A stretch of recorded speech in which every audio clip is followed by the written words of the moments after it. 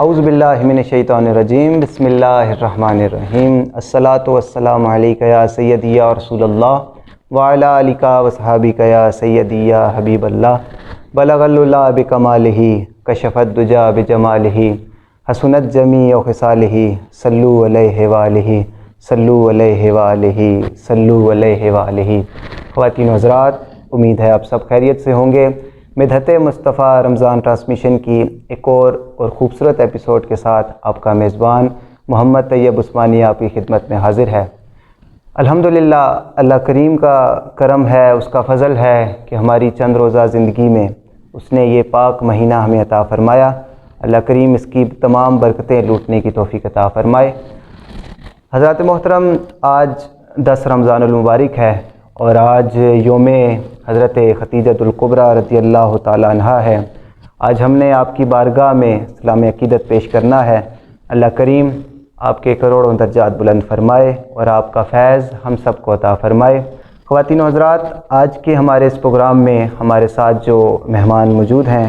میں ان کا تعارف آپ سے کراتا چلوں۔ ہمارے ساتھ سب سے پہلے واقعین کی عظیم شخصیت، بہت ہی معتبر شخصیت حضرت علامہ مفتی راشد مدنی صاحب آپ تشریف فرما ہیں، اور آپ کے ساتھ واقعین کے عظیم ثنا خواں جناب قاضی عبدالعزیز قادری بھائی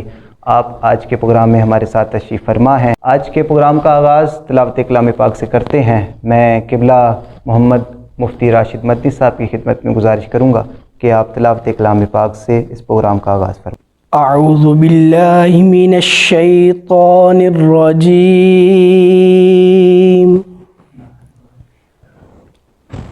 بسم اللہ الرحمن الرحیم۔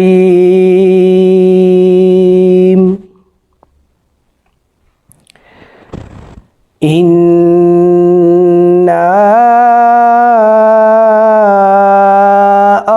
أعطيناك الكوثر فصل لربك وانحر إنا أعطيناك الكوثر فصل لربك وانحر إن شانئك هو الأبتر۔ صدق اللہ العظیم۔ ماشاءاللہ بہت ہی خوبصورت انداز میں تلاوت کلام پاک ہم سن رہے تھے۔ آئیے نعت رسول مقبول صلی اللہ علیہ وسلم سنتے ہیں۔ میں بھائی قاضی عبدالعزیز بھائی کی خدمت میں گزارش کروں گا کہ نعت رسول مقبول صلی اللہ علیہ وسلم پیش کریں۔ سوہنا مدینے والا دکھیاں دا آسرا اے، سوہنا مدینے والا دکھیاں دا آسرا اے، سوہنے دا نام سوہنا ہر مرض دی دوا اے، سوہنا مدینے والا دکھیاں دا آسرا اے، سوہنا مدینے والا دکھیاں دا آسرا اے۔ اور بیٹھے نے وچ مدینے سن دے نے سب دی بولی، بیٹھے نے وچ مدینے سن دے نے سب دی بولی، منگدا جو آپ کولوں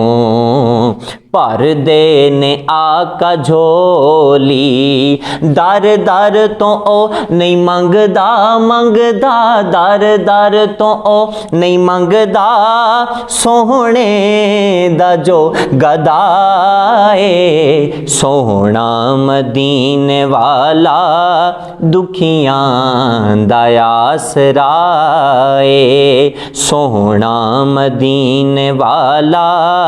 دکھیاں دا آسرا اے اور ذکر رسول کر کے دل اپنا شاد کر لیں مشکل پوے جے کوئی آقا نو یاد کر لیں نام نبی دا صدقہ صدقہ نام نبی دا صدقہ ٹل جان دی ہر بلائے نام نبی دا صدقہ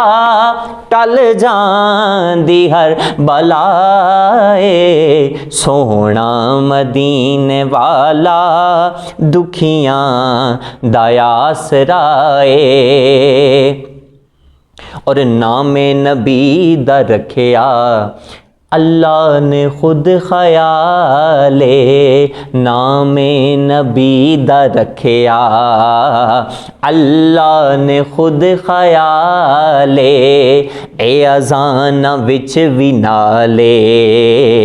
اے نمازاں وچ وی نالے رب ایس تو جدا نہیں نہیں نہیں رب ایس تو جدا نہیں رب تو نائے جدا اے رب ایس تو جدا نہیں رب تو نائے جدا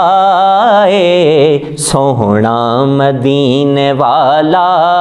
دکھیاں دا آسرا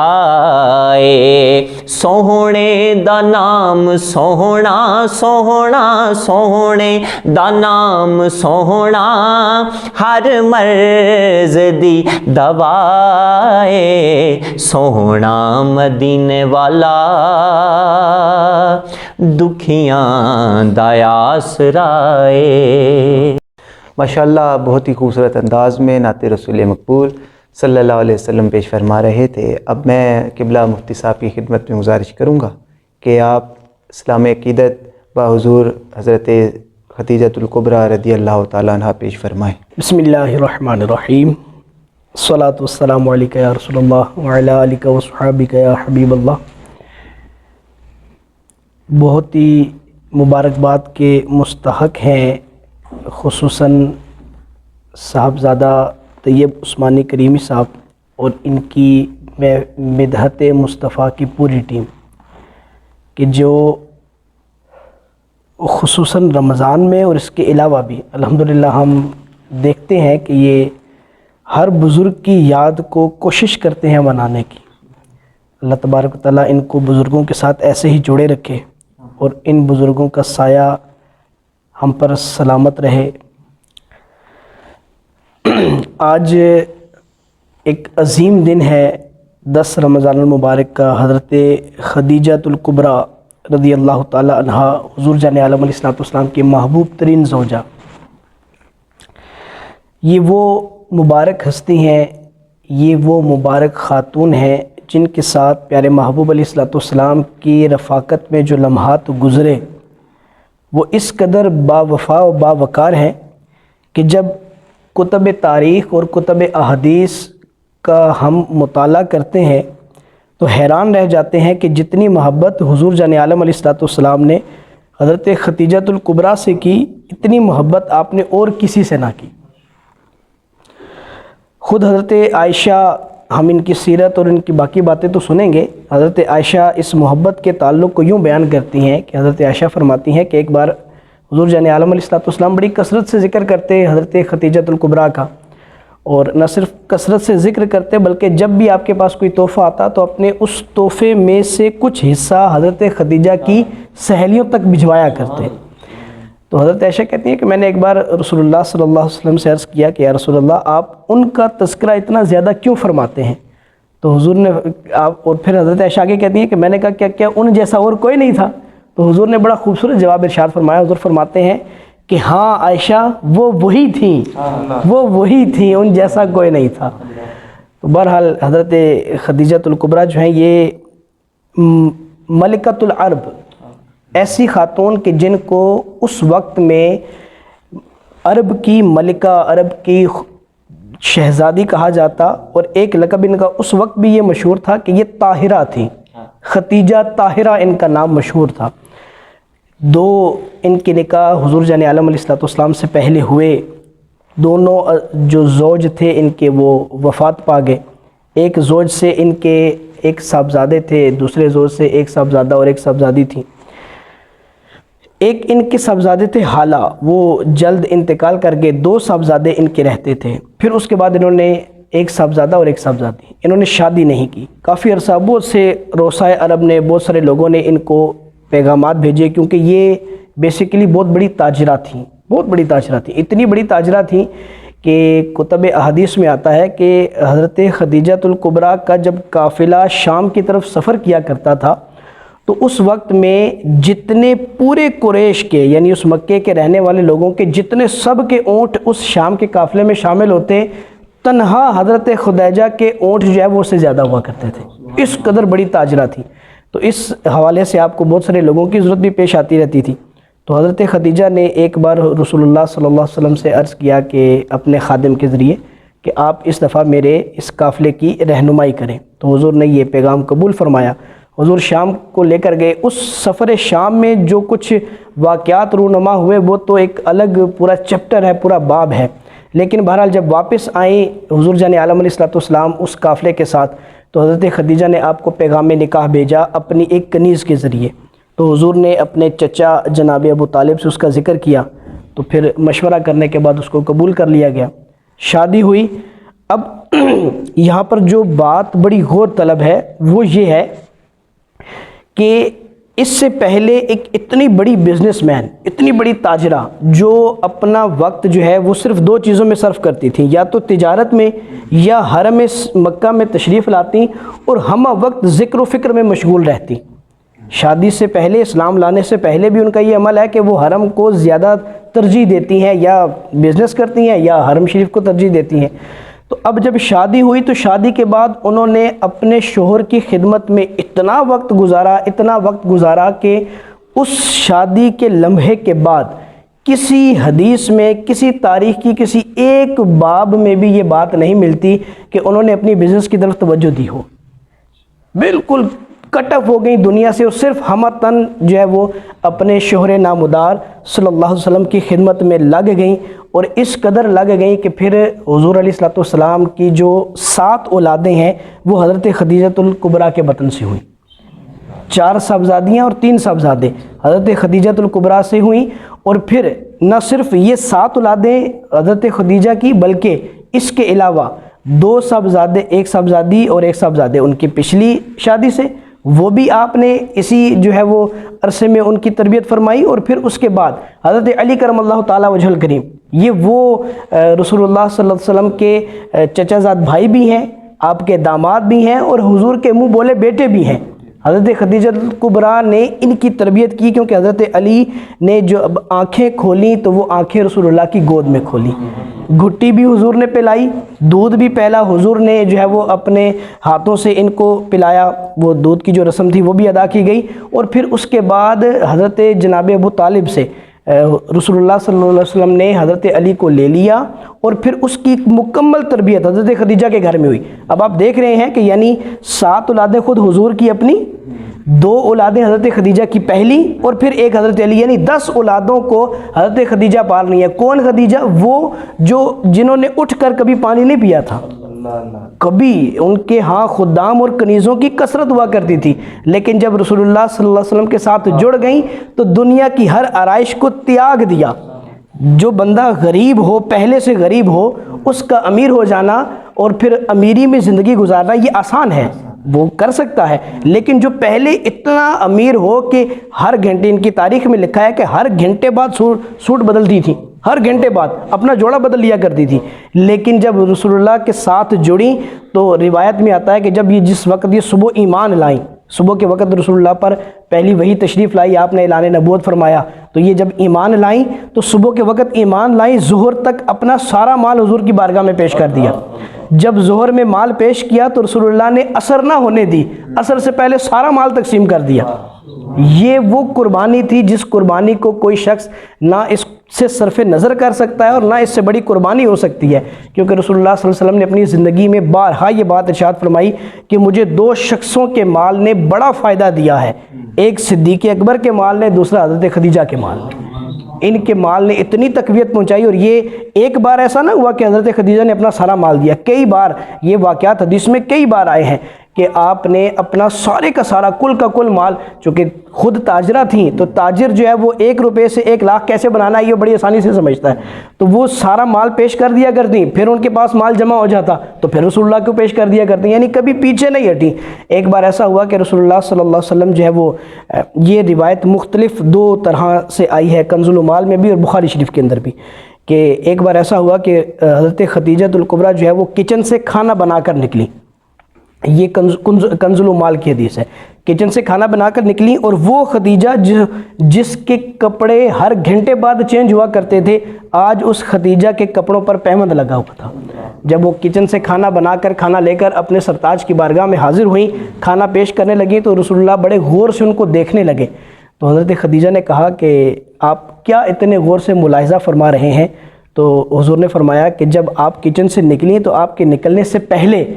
جبریل امین تشریف لائے اور آ کر فرمایا کہ خدیجہ کے برتنوں میں فلاں کھانا ہے، یعنی کھانے کی اطلاع پہلے سے مل گئی، اور پھر حضرت جبریل نے کہا کہ یا رسول اللہ، حضرت خدیجہ کی اس حالت پر اللہ تبارک و تعالیٰ سلام ارشاد فرماتا ہے، یعنی ان کی اس قربانی پر سلام ارشاد فرماتا ہے، اور پھر حضرت جبریل نے کہا کہ یا رسول اللہ، اللہ بھی سلام ارشاد فرماتا ہے، جبریل بھی سلام عرض کرتا ہے،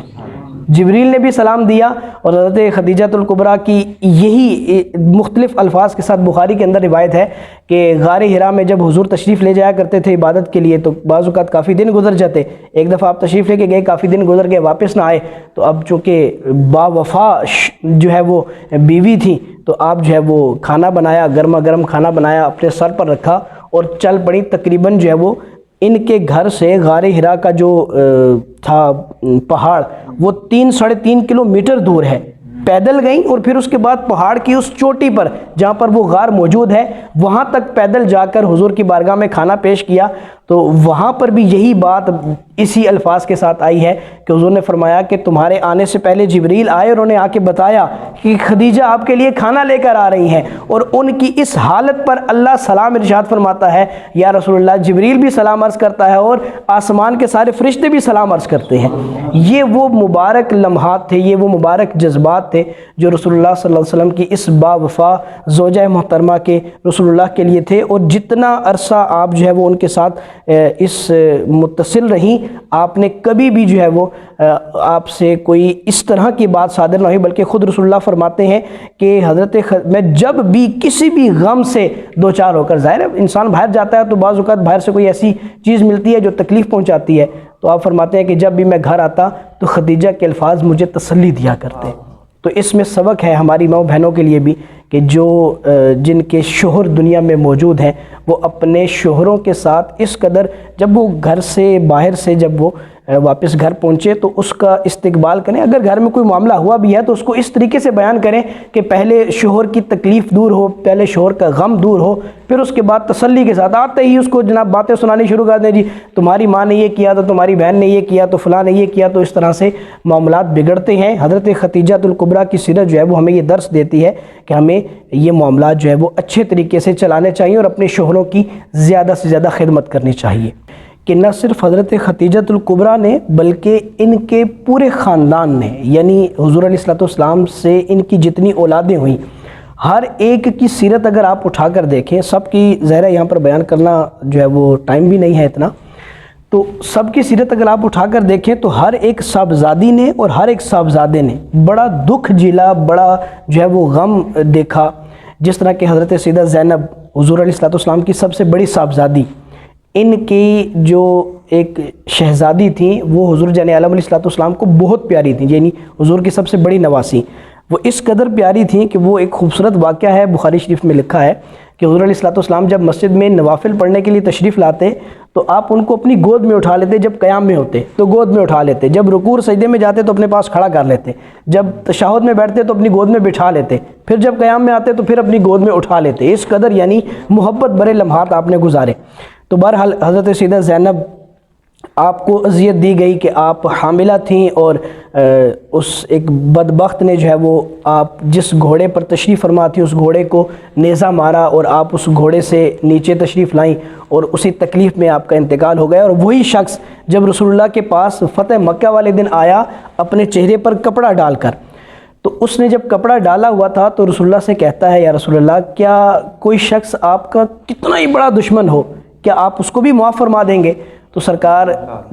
سے اس نے 3 دفعہ پوچھا، تینوں دفعہ حضور خاموش رہے۔ پھر تیسری دفعہ آپ نے جب چہرہ اٹھایا تو حضور علیہ الصلوۃ والسلام کی آنکھوں سے اشک رواں تھے۔ حضور نے فرمایا کہ تم کلمہ پڑھ لو، تمہارا ایمان قبول ہو جائے گا، لیکن یہ بات یاد رکھو کہ بیٹیاں بھولتی نہیں ہیں۔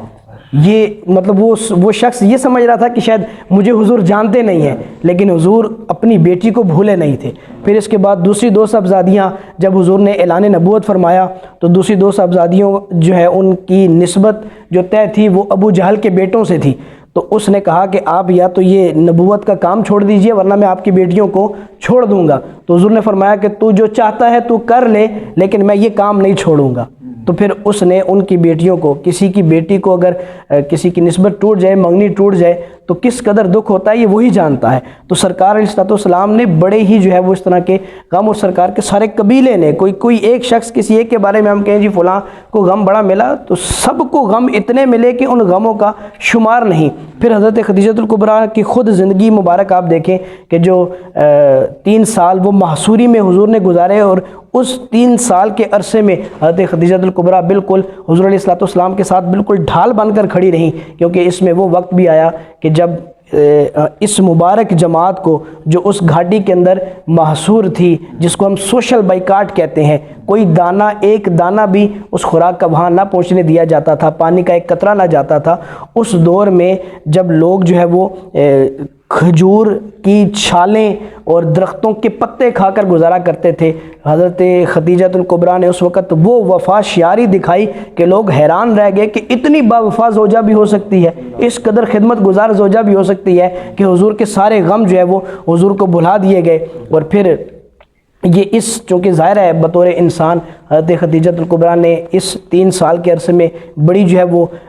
دردناک اذیت کاٹی، اور اس اذیت کو کاٹنے کے بعد جب آپ کے وہ محصوری کے وہ سال ختم ہوئے تو اس کے کچھ ہی عرصے بعد، کچھ ماہ بعد، حضرت خدیجہ الکبریٰ چونکہ اس عرصے میں کافی بیمار ہو گئی تھی اور کمزور ہو گئی تھی، اور کچھ ہی عرصے بعد جو ہے وہ آپ رمضان المبارک کی 10 تاریخ کو، جیسے آج بھی رمضان کی 10 تاریخ ہے، تو اسی 10 تاریخ کو حضرت خدیجہ الکبریٰ کا وصال ہوا، اور اسی کے کچھ عرصے بعد، کچھ ماہ بعد جو ہے وہ جناب ابو طالب جو ہیں ان کا بھی وصال ہو گیا۔ تو حضور جان عالم علیہ الصلوۃ والسلام نے حضرت خدیجہ الکبریٰ کے اس جانے والے سال کو غم کا سال، عام الحزن کے نام سے جو ہے وہ یاد کیا۔ حضرت خدیجہ الکبریٰ کی ساری زندگی اور ان کی ساری اولادیں اس قدر جو ہے وہ با وفا اور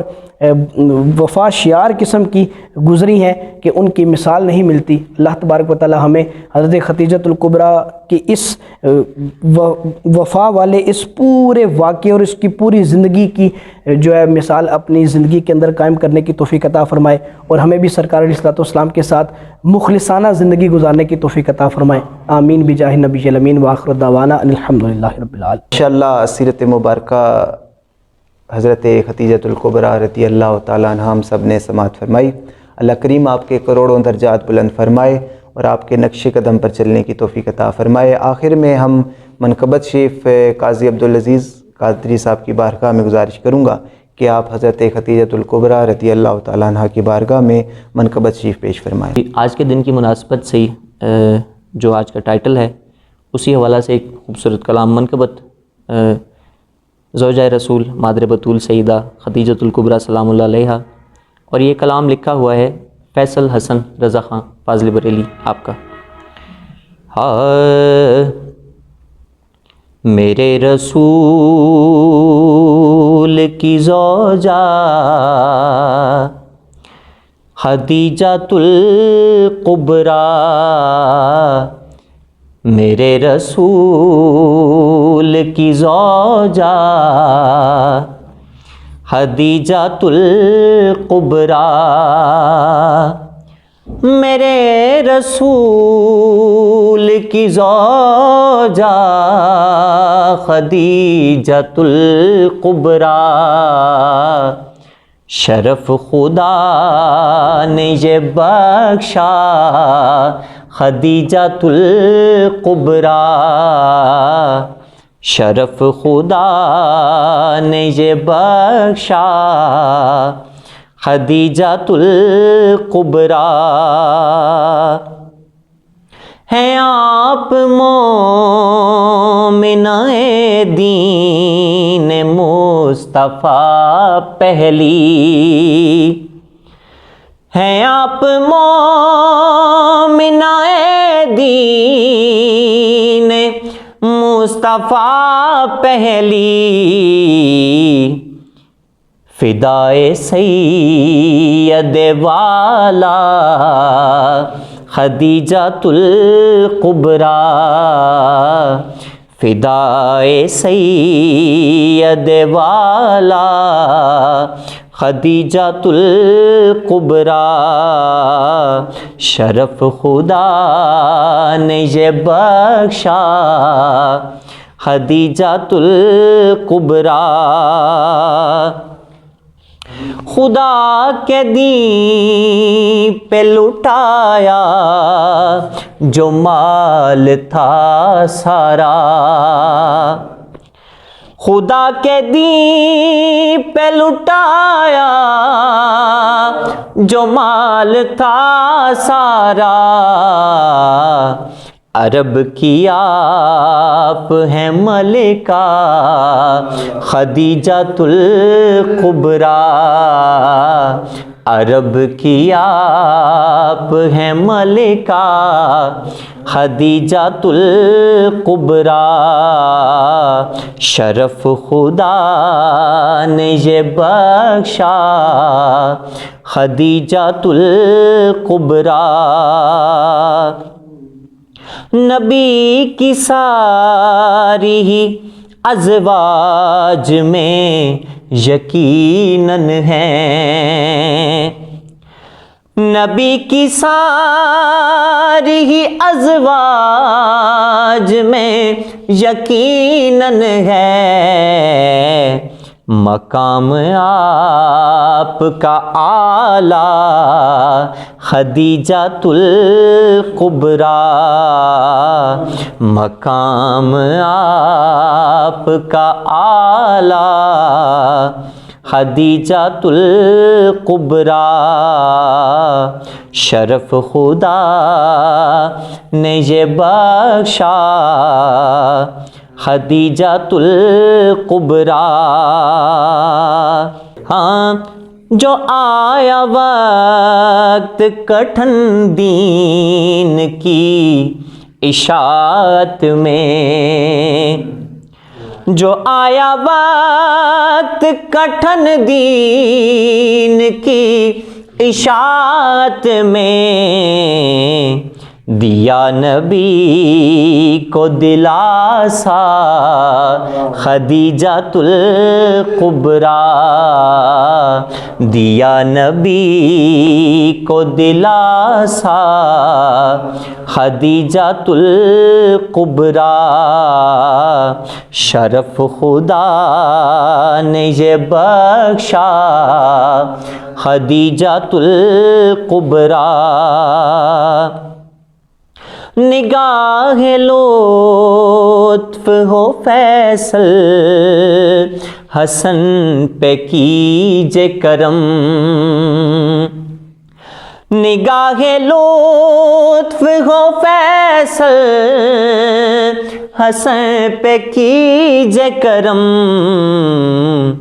گدا ہوں آپ کے در کا خدیجۃ الکبریٰ، گدا ہوں آپ کے در کا خدیجۃ الکبریٰ، شرف خدا نے یہ بخشا خدیجۃ الکبریٰ۔ ماشاءاللہ خوبصورت انداز میں منقبت شریف بھائی عبدالعزیز قادری پیش فرما رہے تھے۔ میں آخر میں اپنے مہمانان گرامی کا شکریہ ادا کرتا ہوں کہ آپ ہمارے پروگرام میں آئے اور ہمارے پروگرام کو زینت بخشی۔ اللہ کریم آپ کے علم و عمل میں برکات عطا فرمائے۔ ناظرین، آج کی ایپیسوڈ کا یہاں اختتام ہوا۔ انشاءاللہ اگلی ایپیسوڈ کے ساتھ ایک نئے موضوع، ایک نئے دن کے ساتھ آپ کی خدمت میں حاضر ہوں گے۔ تب تک اللہ نگہبان۔